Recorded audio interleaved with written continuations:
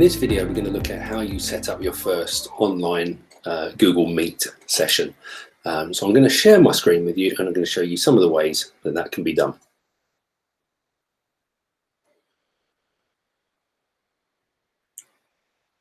So first of all, I'm just going to jump accounts to my alternative account and I'm going to open up a new tab.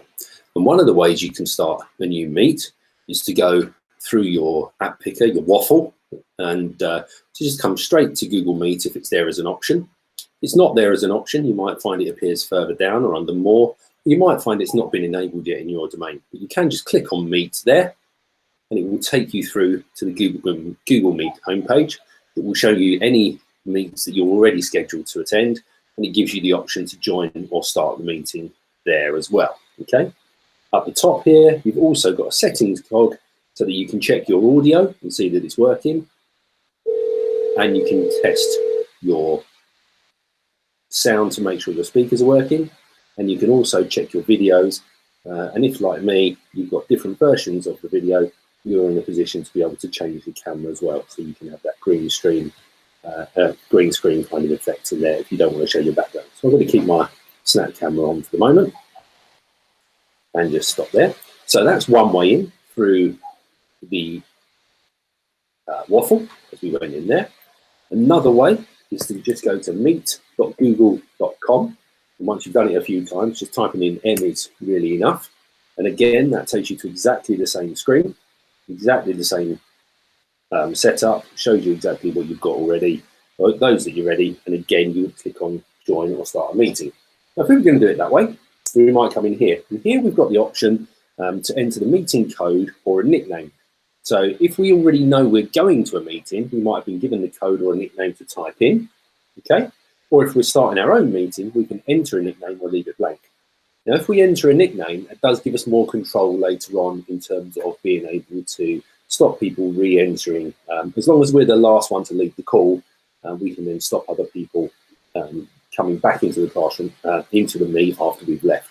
So we always give it a name, and you can give it any name you like, really, but you might want to give it, for example, a date like 6th of April, 4 p.m.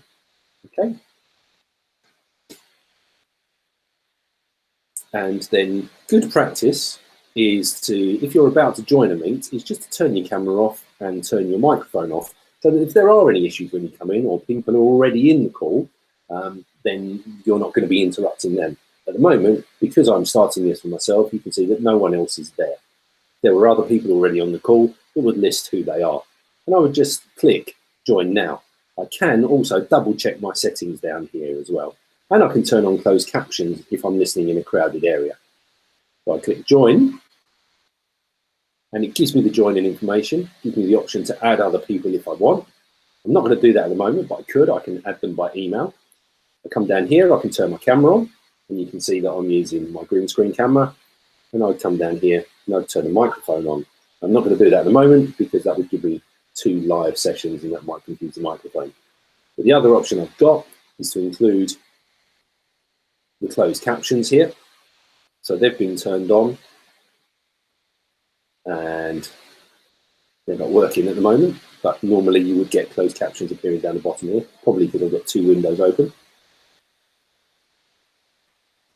And secondly, we'll turn that off again for a moment. We've got the option here, and this is where I went to start recording this video. Okay, so you've started the meeting and you created it, you have the option to record. And when you record that meeting, you automatically get a video link of that emailed to you later on. But you also, if there's been anything that's been written in the chat bar at the top here, anything that goes in there during the recording automatically comes through as well as a text document, which you can open in Google Docs, whatever, so you can copy links and email addresses and things like that from there. You'll notice I've got a grid view extension on mine, which gives me the option to view people in grid view. And I've also got this handy extension as well called the nod extension, which allows me to give it thumbs up or to raise my hand if I want to in a discussion. Okay, so all of those options there. And if I want to present my screen, I just go to present and I choose between my entire screen and my window. Okay, so that's one way. So I'm going to close this and we're going to come back to the screen But this time round, I'm going to go in through calendar, and this is a really useful way of doing things. So I'm going to go into my calendar, and the beauty of doing it through calendar is it automatically sends the link, but what it also does is enables you to do a repeat session. So for example, if I wanted to do a session every Tuesday at 10 o'clock, I can click here and create an event, and I might call that B-Suite Basics, for example.